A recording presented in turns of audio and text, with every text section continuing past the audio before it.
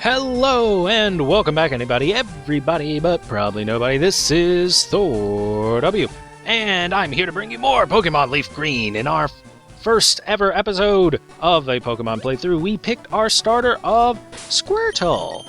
Hello there, Squirtle. Named him Leonardo in honor of Teenage Mutant Ninja Turtles, because I love the Teenage Mutant Ninja Turtles. And set out on our journey, getting to Viridian City and grabbing Professor Oak's parcel, which we are currently on our way back to Pallet Town in order to deliver. And this wild Rattata decided to go ahead and interrupt us, so let's start tackling it down and bubbling it down. So I'd actually like to point something out. You see this patch of grass right here? This patch of grass, like, I want to point out some things about Pallet Town. Pallet Town is held captive and prisoner by horrible wild Pokemon. They can't possibly leave without going through this patch of grass or through the water down bottom, which is just filled with Pokemon. So they are held captive by Pokemon. In addition, there's only two houses in this entire town. There is my house in the middle of the street and Professor Oak's house over here, or our rival's house. I guess our rival lives there, and Professor Oak just lives in the lab because he's not allowed in the house. So, who are these people? Who is this? Who is this girl? Where does she live? Hello? I'm raising Pokemon too. When they get strong, they can protect... I'm sure you need them to protect you. You're obviously homeless. Where do you possibly reside? You're just wandering around Pallet Town. Look, there's no houses around here. And look at this guy. Technology is incredible. You can now store and recall items in Pokemon's data. Okay, sure, that's awesome and cool, but can you store and recall yourself as data in the PC? Where do you go at night? You don't have a home? You don't have anywhere to go to? Why are you in Pallet Town? Answer me. Answer me. Look at me when I'm talking to you. Oh, you son. You stop looking away from me. Tell me your secrets, fat man. And in addition to that, we even have these three lovely assistants, Professor Oak's aides, who happen to also, I guess, live in the lab, except for her, who doesn't look like a scientist. She just looks like a normal girl. Professor Oak may not look like much, but he's the authority on Pokemon. Many Pokemon trainers hold him in high regard. What are you, his groupie? So, okay, so he's got two scientific aides and a groupie just hanging out in his lab at all times, which he lives in. Oh, ThorW, how's my old Pokemon? One seems to be growing more attached to you. You must be talented as a Pokemon trainer. Yeah, the best there ever was. I want to be the very best, like no one ever was. What's that? You have something for me? Yeah, I've got your parcel. I've got your parcel for you, Professor Oak. Ah, it's the custom Pokeballs. I had it on order, thank you. Or the custom Pokeball. Just one Pokeball, so... What is it? Does it have your name etched in it? Or something? I almost forgot. What'd you call me for? Alright, I have a request for you two. On the desk there is my invention, the Pokédex, which is apparently the size of your own bodies, if you take a look at the sprites. Yes, they're giant. It automatically records data on Pokemon you've seen or caught. It's a high-tech encyclopedia. Isn't that exciting? ThorW and Zake, take these with you. It's dangerous to go alone. Take this! So, I received the Pokédex. You can't get detailed data on Pokemon by just seeing them. You must catch them to obtain complete data. So, this begs the question, who writes the data? Like, the data appears automatically once you capture the Pokemon. Professor Oak, you said you've captured lots and lots of Pokemon. Didn't you write all the data on this? Why do you need us to do this? Don't you already have the encyclopedia on file? Or did you just delete the file by accident, but have the programming into the Pokédex already for it to work this way, and you needed someone to capture Pokemon to recover the data? It makes no sense! It just raises too many questions. So here are some tools for catching wild Pokemon. Ignore all of those inconsistencies. Just play the game. When a wild Pokemon appears, it's fair game. Just throw a Pokeball at it and try to catch it. This won't always work, however. A healthy Pokemon can escape. Be sure to poison it, burn it, and shove its face into the dirt. Curb stomp it if you have to. Bust some teeth out of it. I want those Pokemon caught. I want the Pokemon caught, and I don't give a damn what you have to do it. To make a complete guide on all the Pokemon in the world, that was my dream. But I'm old, and forgetful, and old, and forgetful. And who are you? I'm just talking about how I'm forgetful and old. I can't get the job done, so I want you two to fulfill my dream for me. Get moving, you two. This is a great undertaking in Pokemon history. I, Gramps, leave it all to me. ThorW, I hate to say it, but you won't be necessary for this. I know, I'll borrow a town map from my sis. I'll tell her not to lend one to you, Ned. Don't bother coming around to my place after this. I'll be gone, and Gramps will be here. And my delicious, delicious sister will be there all alone, but don't you come over. It's like he's inviting me. Don't you dare come over. He's basically saying, please come over and say hi to my sister for me. Hey, baby, what's going on? Grandpa asked you to run an errand? Yes, he asked me to run an errand. Gee, that's lazy of him. Here, this will help you. I received town map from Daisy. Thor put the town map in the key item pocket. You can use the town map to find out where you are or check the names of places. Yeah, that's nice and all, but question. Where do you sleep? Excuse me, where do you sleep? No, stop talking about the town map. I see you have a TV, you have a sink. For that, I guess that's a stove burner. You have a single stove burner, okay. I guess you can make food with that. This must be your dishes, okay. And a table. You have 4 chairs for some reason. Books, a painting. You even have a painting or a picture. Where do you sleep? Maybe there's a closet that we can't see, and they've just got a bunch of futons in there. Well, actually, you can see this is a 2-story house. Where are the stairs to the 2nd story? My house has stairs to the 2nd story. Why doesn't yours? Mom! You should take a quick rest. If you talk to your mom, she does rest up your Pokemon, which is very nice of her. You and your Pokemon are looking great. Take care now. But, Mom, how come we have stairs and the neighbors don't? Mom, there's a 2nd story in the neighbor's house and they don't have stairs. Questions aside, Pallet Town's weird. So, back onto Route 1. We are continuing our journey. We must head back through Route 1 to Viridian City, and we're actually going to see the other encounter available on Route 1, Pidgey. Now, the only reason I didn't go over Pidgey right away when we hit Route 1 was specifically because I knew we'd be coming through here multiple times, and we were extremely likely, if not guaranteed, to see a Pidgey. So, Pidgey is your default first starting bird Pokemon that you can get. It is a pure flying type and will remain so through and through. The unfortunate part about Pidgey and its evolutionary chain is it is relatively weak. It's pretty weak. Its main stat is going to be its attack stat for most moves, but unfortunately for it... Ooh, Speedfall. Unfortunately for it, its attack stat doesn't grow very high. The good thing about Pidgey, Pidgeotto, and Pidgeot, its evolutions, is that it does gain a pretty nice speed stat, so it will outspeed your opponent on many occasions. I personally will not be using the Pidgey chain of evolutions, as I have some other flying-type Pokemon in mind for my journey, but it's pretty nice to make mention of it. If you guys want to use Pidgey through Pidgeotto, it's not going to hurt you too much. There are worse Pokemon you could use in the world, but it's certainly one of the weaker evolutionary chains in this generation.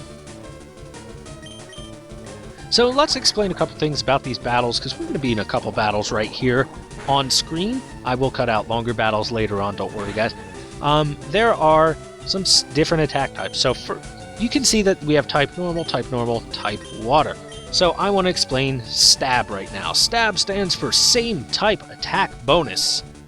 And what that means is that when you use a move that is the same typing as your Pokemon, you get, well, an attack bonus, which is a slight multiplier on the damage that you do. I believe that is a 1.5 times multiplier for Stab, and if they are weak against it, if it is a super effective move, like for example, if I was using a water-type move on a fire-type Pokemon, it is 2 times damage, which is added on to that. I don't recall if it's multiplicative or additive for adding in that damage, but it's good to note, and I will be mentioning Stab many times throughout this playthrough, so I wanted to go over it right now so that you guys knew exactly what it was and exactly what I was talking about when I talked about stabbing an opponent. No, I don't mean getting a shiv and shoving it deep into their little Pokemon hearts.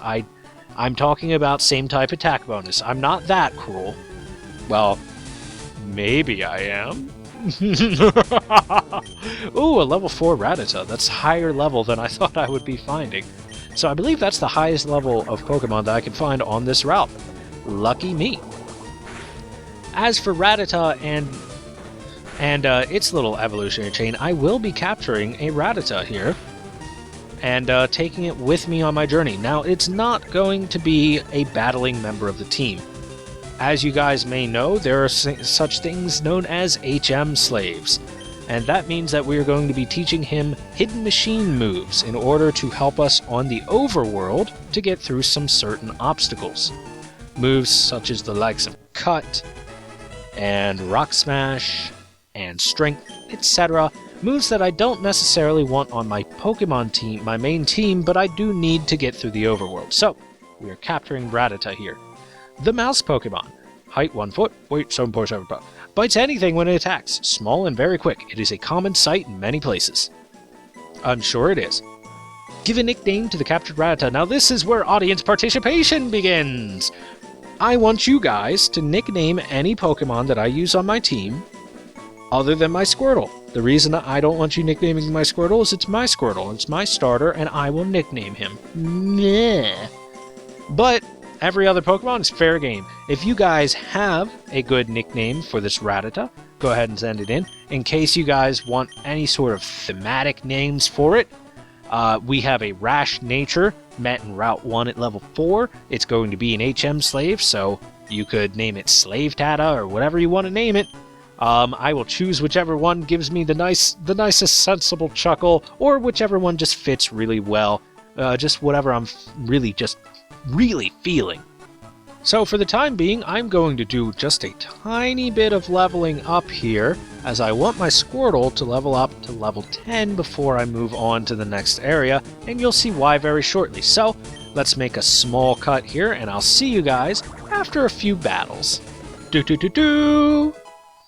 We are level 10! Welcome back, ladies and gentlemen! We have learned Withdraw, and that gives us a nice little move to help us out very shortly. So, we'll be able to go over a few things very shortly. We're going to walk back to Viridian City and walk into this red building here. Heal your Pokemon! Pokemon Center! The PC Center. Yes. PC. Hey, you PC, brah? You PC, brah? I'm PC, brah. I'm just making sure you're PC, brah. So, welcome to the Pokemon Center with Nurse Joy, everyone's favorite nurse, back here behind the counter to heal our Pokemon back to full health after taking them for a few seconds. And if you mash the B button, you will not talk to her again and accidentally try initiating another conversation. So, mystery solved on how to do that. Yay!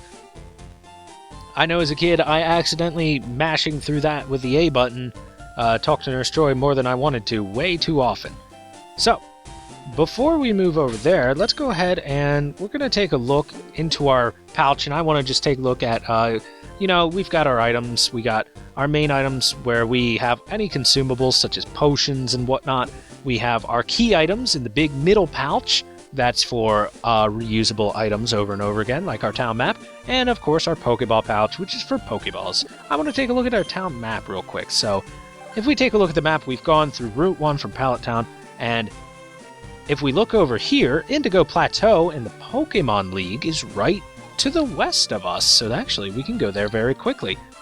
Pewter City is to the north, and Pewter City leads from there into a very linear fashion to Cerulean City, and then we have a couple of branching points off to the various other cities. But why do all that? Well, I can just go over to Indigo Plateau right now.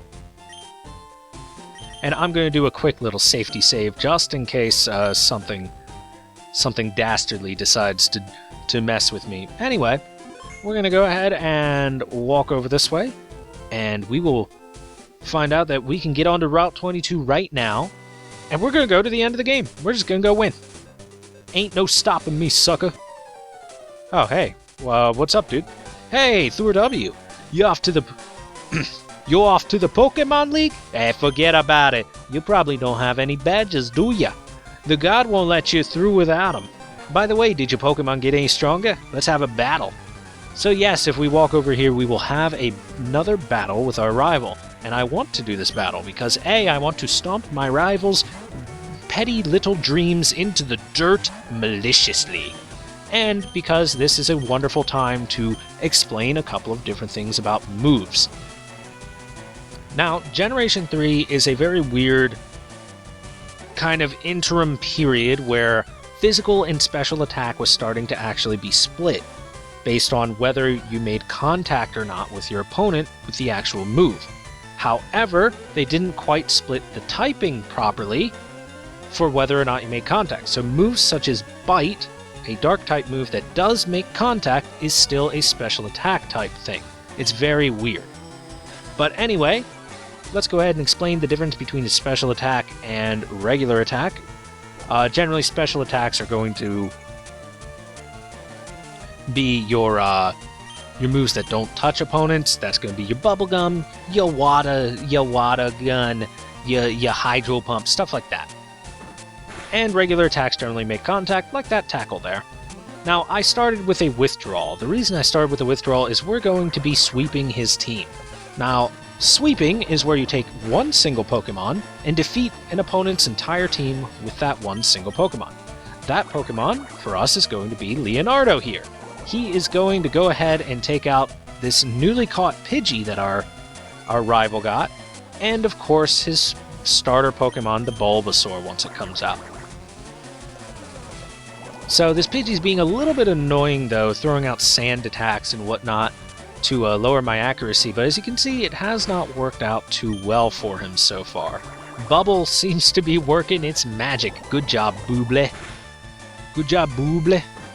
And it even slowed Pidgey, which is very nice. There's our first miss in a while. That's unfortunate. And Bubble one more time.